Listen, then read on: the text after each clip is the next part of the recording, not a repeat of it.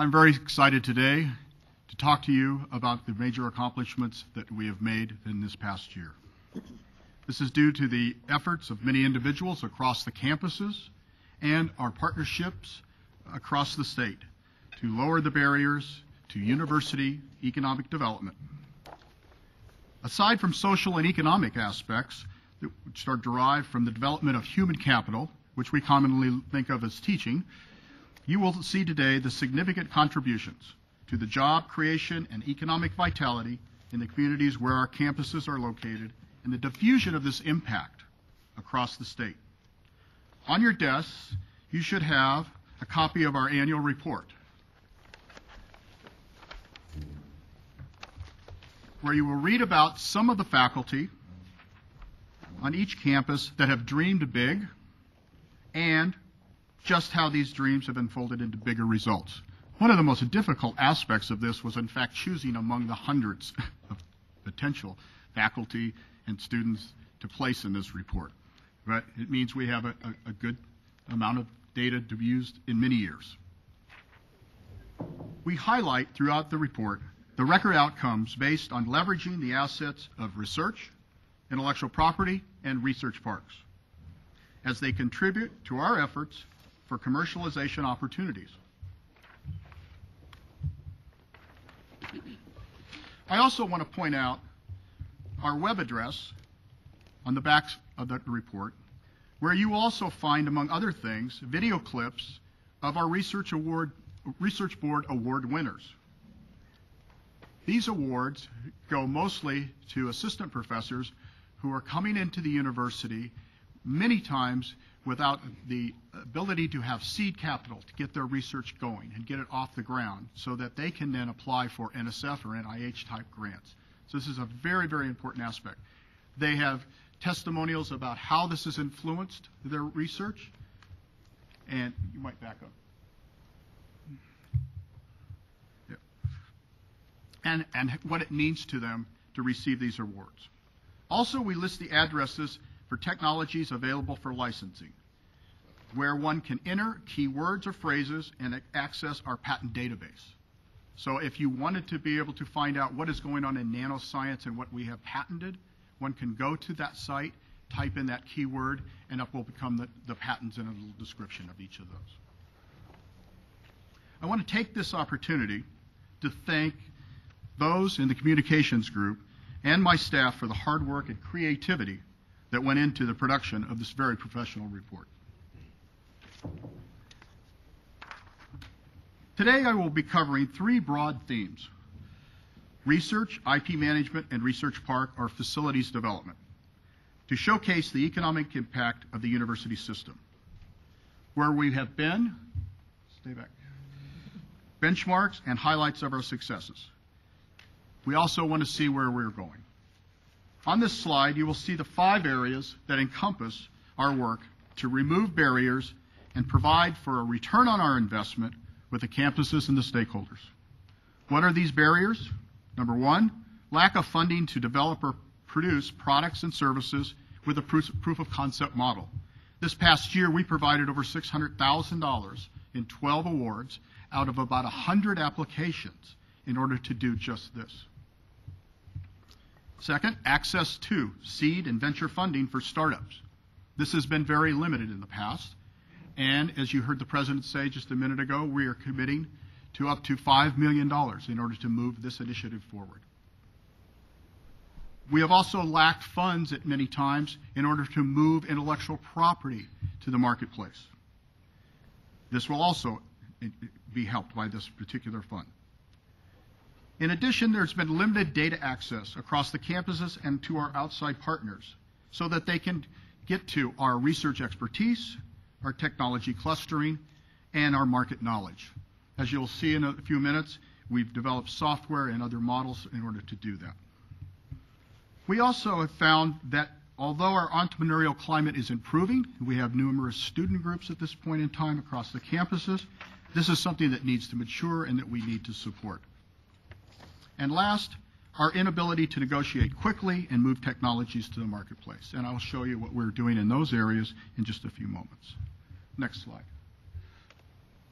In the classic approach to managing research, intellectual property commercialization, and research park management, the connections to economic development face many roadblocks and uncertain returns for the investments that have been made by the campuses and the system. To put it in terms of the slide here, these efforts have kind of been boxed in. And so it was time for us to start thinking out of the box, so to speak. To this end, we set the bar to a high level to move us to the next level by redesigning both processes and our organizational structure.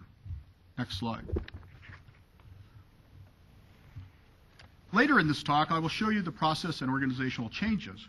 But just looking at this from a different perspective, as shown in this slide, we see that moving from research at the bullseye in the center there, to enterprise creation on the outer ring, companies, jobs, those types of things.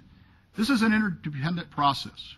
And at each one of these rings, there are barriers to overcome that involve more and more, on a cumulative basis, resources and time. In an abbreviated form, this is really our commercialization ecosystem. In addition, we must recognize that skill sets sometimes do not easily transfer across the rings, so that if you are good at evaluating disclosures and IP, you may not be the right person to do license negotiation. So this is a teamwork approach, and this is what we're bringing forward across the campuses. So just like dropping a stone into a pond, where we may set in motion a process that leads to ripples, etc., and the bigger the stone we put in the center, the bigger the ripples we can get. We need to recognize the fact that we need to work across all of these different rings in order to make this occur. For example, we know that in industry, less than 1% of disclosures represent crown jewels, and that 3% have marginal commercial utility. In other words, they barely make enough to pay for their efforts and the activities that went into bringing them to a patented licensed process. So, what does that mean for us? It means that we must be diligent with each disclosure. Taking them to the marketplace is a long-term commitment by us, which we must manage with a sharp eye on maximizing the return for our limited resources. Next slide.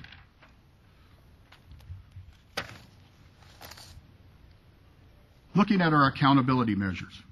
Where have we been and what are the benchmarks we will use to measure the future improvements are a part of these accountability measures. We have looked at individual campuses, and those are a part of the accountability document, but for today's presentation, I want to present these from a system perspective, based on data that's gathered by AUTUM, which is the Association of University Technology Managers, and include the following as our peer groups: University of Minnesota, Arizona, Indiana, Virginia, Iowa, Iowa State, Penn, Purdue, SUNY, Texas A&M, and Nebraska. As shown in this slide, we have record highs in 4 measures: numbers of invention disclosures received, number of license and option agreements that have generated income, total license and option agreement income, and the number of license and option agreements executed. Next slide.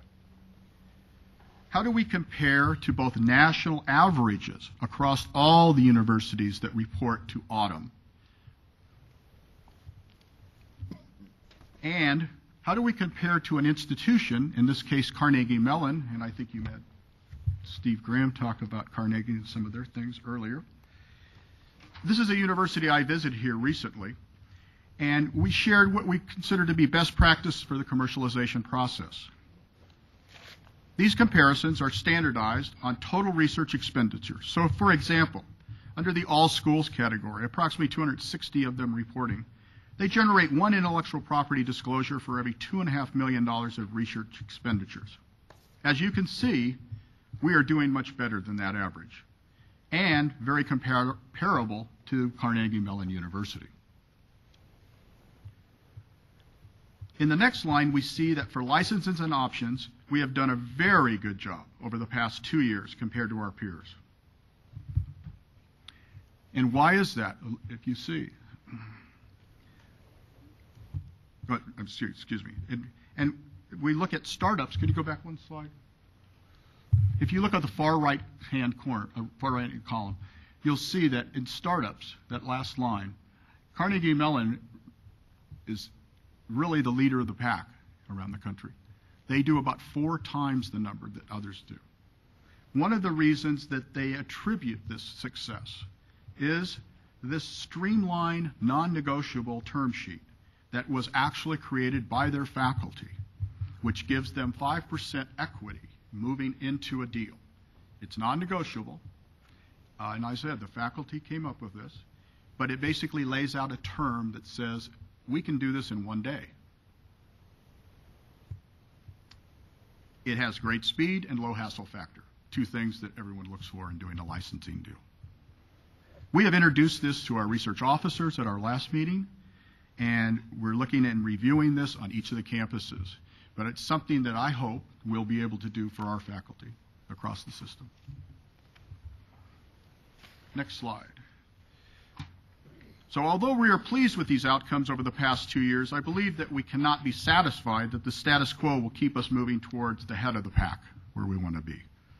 As you can see from this chart, historically, we have averaged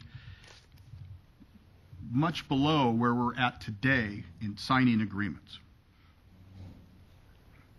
And if we see the shape of this curve, we see something that you see many times with new products and services as they mature.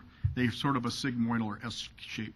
So we see that this might be something that is starting to level off. How do you change that? You move the curve up by changing processes and structure. Next slide. So as part of our effort this past year has been to put in place an enhanced organizational system. This is one where we have utilized, and the President talked earlier about the $2 million, utilizing these funds to place people out on the campuses, as well as to staff up the both marketing and intellectual property positions for evaluating the technology in a team approach. We believe that this will provide better service to the faculty and will also allow us to better use our limited resources. Our goals have really been to improve the process of invention disclosure evaluation, improve the time to decision making, focus on high value technology, just not everything that comes along, but those that are high value, and their markets. Transparency and communication, I think, is paramount for the faculty. Faster time to market, and governance provided by an Economic Development Council, which is chaired by the President, where we can then vet these ideas in front of the campus leadership.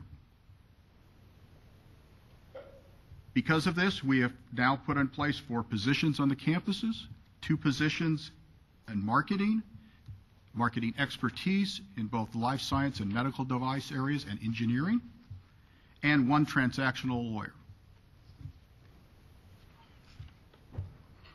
Next slide. As you can see, one of the things that I looked into when I first came on board is what were the average number of days from a disclosure to getting a license agreement. Where we fell was at about 3 years on average. That's a long time. And so we set a goal of reducing that to 365 days. So that's our stretch goal. Just as we have set a goal to go from 10 million to 50 million, we've set a goal to go from 3 years to 365 days. Complaints about the ICP process are usually centered around 2 things. 1, the process is slow, which you can see has been documented. And second, the inventors are not informed, and they're not kept informed as things move along. We have set out a system that has been electronically transforming these forms into an electronic tool and portal for the faculty to use. Go to the next slide. Here's just a screenshot of this 3rd leg of the IP commercialization process. It's called the Tech Value Invention Disclosure Evaluation System. We have been beta testing and making minor tweaks to this system using campus input for the past 2 months and are looking for a rollout date in about the next couple of weeks. What are the benefits of this system? It's a time-saving automated process. In other words, a person working at Rolla could actually see what happened in Colombia on a case that was very similar. So it's a database system that allows people complete transparency across the system. It provides for email notification. So now as the licensee and associate finishes any aspect of the evaluation, an email notice is sent to the faculty members saying, we've completed the following. This is where we are at this point in time. Keeps them up to date with what's going on. It's an integrated database, as I said, across the entire system. It allows for what we would consider to be better customer relationship management, or CRM, and the faculty have access to it, so they can see what's actually going on. Next slide. Now I'd like to share with you some data compiled by the Hanover Research Council for a report which was commissioned entitled The Economic Impact of the University of Missouri's Research Operations. This is also will be available on our Research and Economic Development webpage. As you can see from this data, this level of activity in sponsored research supports about 10,000 jobs around this state. We create jobs by doing research, by doing intellectual property commercialization, and by running research parks. We are right in sync with the governor's plan. But, as the president talked about earlier, how do we increase this? We need more facilities. More facilities leads to more jobs. Next slide. As you heard earlier, our commercialization facilities are spread across the state in both rural areas as well as around the campuses. While others like Discovery Ridge have been created within the last 5 years, we have others that have been around for 15 to 20 years. And the Missouri Research Park is an excellent shining example of that. But if we look in total from all of these operations in research parks, it's brought about $34 million back to the university during that period of time. Next slide. Let me just highlight a couple of those. As I mentioned, Missouri Research Park, it supports nearly 2,000 jobs just inside the park itself, and approximately 4,500 in the rest of the community. Next slide. Discovery Ridge. This is our latest research park area, and right now we believe that Merrick has estimated that it would be potential for about 25,000 jobs regionally, and our anchor tenant, ABC Labs, which now has about 250 employees, expects to double that within the next few years. They employ about 40% of university graduates at that, and this is the type of interaction that we want to foster. Next slide. Technology Park at Fort Leonard Wood. This is again another crown jewel, I think, in the university system. Last year alone, it brought us in revenues of over $1 million. But more important than that, this is the only research park on a military base. And we're working now with the developer to develop the other 42 acres that is there. So we've already got 12 acres, 2 buildings. Those buildings are entirely filled. And we have a waiting list. Next slide. Rolla Innovation Park. This is one of the ones that was presented to the board here a while back, is on their way. I believe the contractor has now been chosen there, and just about.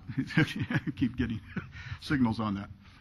Anyway, this would create not only numerous jobs, but also revenues in the region. Next slide. Missouri Plant Sciences Center. This is really unique. This is one that I've been actively involved with now for a little over a year. This is a joint venture between the City of Mexico, the state, DED, and the University of Missouri.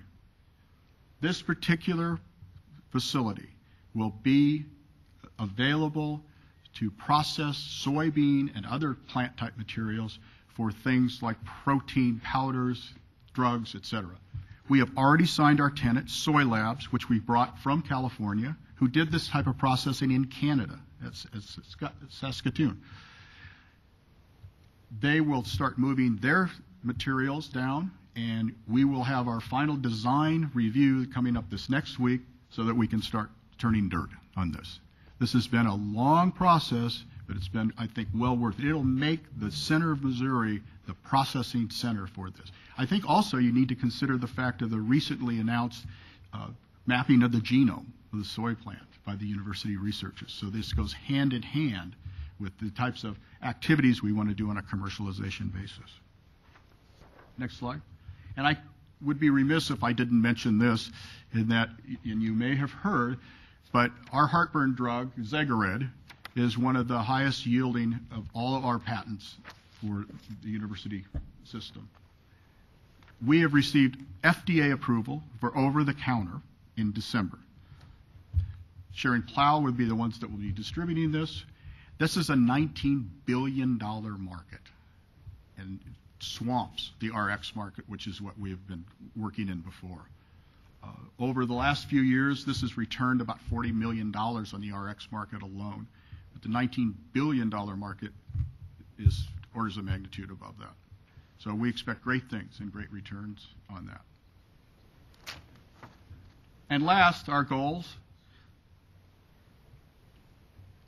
Expand our research partnerships across campuses and across the nation. We want to continue to accelerate momentum for IP commercialization. We want to integrate our research parks and incubators as one marketing theme across the state.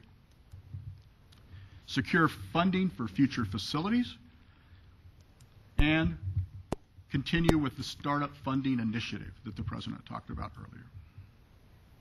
I want to thank you, and I'm here to entertain any questions. On research parks, I don't know much about most of them. I was a little bit involved in the one with money for the Fort Leonard Wood one. Good. But probably the oldest one is the one in the St. Louis area. Yes. St. Charles. Missouri. Been there 25 years or Yes. something like that, probably. And my impression has always been, well, you know, that's a nice business park for businesses to be in, but I don't know that I can remember much of any real research that ever came out of there and developed into anything really meaningful. Now, if I'm wrong, I'd be happy to be told Sure. I'm wrong, but that's just been my impression of that particular research. There's been a variety of different businesses in there, okay? However, there are several, like right now, we have Novus, okay, which in order to achieve its LEED Platinum status, they work with Kafner, for instance, at the Columbia campus. They also, they're the maker of nutritional supplements, basically, for animals and livestock and things like that, and have done testing and stuff, in fact, with the university researchers. In addition to that, and now this isn't the university itself, it's WashU, but Millipore, basically their entire product line that they produce out of there came out of WashU. So that there is a tie to the university environment. Are these things that are happening, because they're there and that's really made a difference, which I think essentially is what you're trying to do with some of these now, but it just seems anything that did come about would have come about without it being there and that ever. Not necessarily. I think it's also a part of being by a very entrepreneurial community there in St. Louis. I think that's also the other aspect of it. And they want to be in an environment, okay, where they can share ideas. And so whether it's Nike and their R&D establishment, which is there working with other, maybe not the University of Missouri, but with other schools around the area, I think that's a very important aspect to this. When we talk to potential clients for Discovery Ridge, for instance, one of the big aspects is their access to students and things like that. And so I think that's very important. And there's a lot of students that are actually.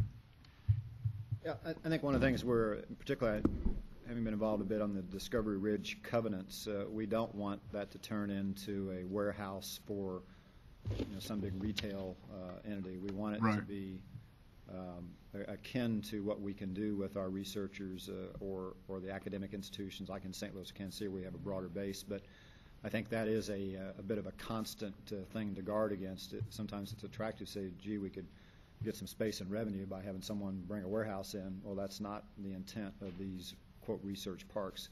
Covenants at Discovery Ridge are very tight in that regard. covenants that we're working on with Fort Wood, Mexico. We're very tight in that regard as well.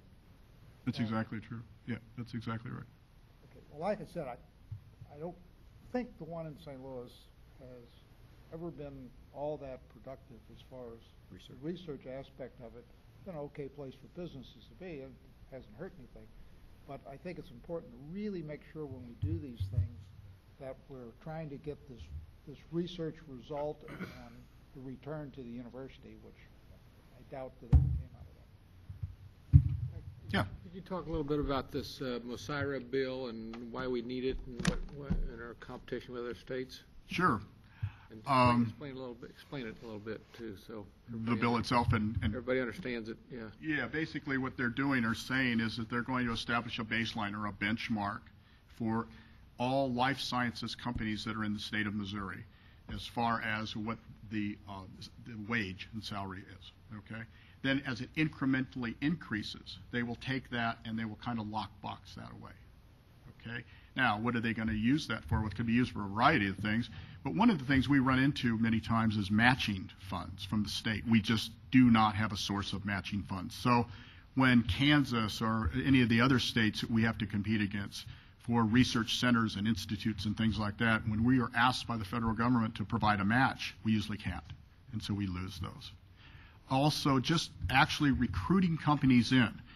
And I would say, you know, right now in Columbia, we've been doing a very good job to fill our incubator with one company, PetScreen, which has come from England, okay, and another one, Energetics, which is coming over from Israel, okay. They will actually take up a good portion of that incubator now.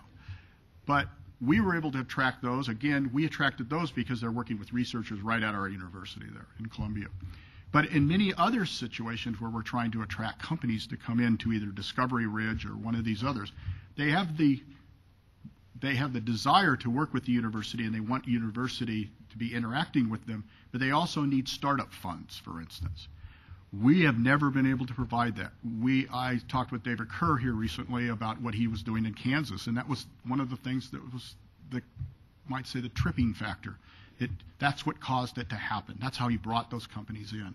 And so now this would be an attempt by the state of Missouri to be able to match those kinds of things and do the same. I don't know if we're playing a role in that bill or not, but it's certainly important for economic development. Well, we testify for it for economic development. Good. Yep, exactly. No, and then we talk about it on a consistent basis. No, I think it's an excellent idea. And there are many other programs they're thinking of starting too that are on that same basis, whether it's a sales tax or whether it's an income tax basis. One has to do with the proof of concept fund. This would dovetail very nicely with what the president is proposing so that we could actually help these companies, these nascent companies, at each stage of the development. So we're very much in favor of that. Yeah. Thank you, Dr. Nichols. Well, thank you. And I hope the conversations will continue. Are we running short on time? No, we're doing fine. Did you have another question? Yeah. I'm sorry, Warren. Is Mosira 100% of the tax increment or just some portion of it? My guess is it's a portion of it, isn't it? Or is it all of it? Yeah, I think it's good to be determined. I think there is okay. a portion of the growth of the income. So yeah, you're sharing the growth with the state. The concept is that you help seed the success and then share in the. That's right. Yeah. But you know the thing is that you seed that. Let's say we got one of those institutes. Right now we're going to hire 100 scientists at a fairly good wage. It's above the median for that area wherever they place the institute. Mm-hmm. Now that's going to feed back on itself, right? Yeah. So it's self-reinforcing. It's a great idea. Well, and not only that, but I might point out, that's what Kansas has been cleaning our clock with over here on the western side. They've had this countless number of losses as a result of the Kansas equivalent of this, so obviously very important. I just want to say, this is incredibly encouraging to me. We have come so far since my term started. I mean, that we can produce. Not only do we set the bar high, but we establish measurable goals and objectives. We measure ourselves against tangible goals and objectives. I mean, I think that's just incredible. The $5 million seed fund, what are we calling that? The Investment fund? I think that's a huge step forward, and I want to really congratulate you and the president, the whole team. I think that is incredibly encouraging.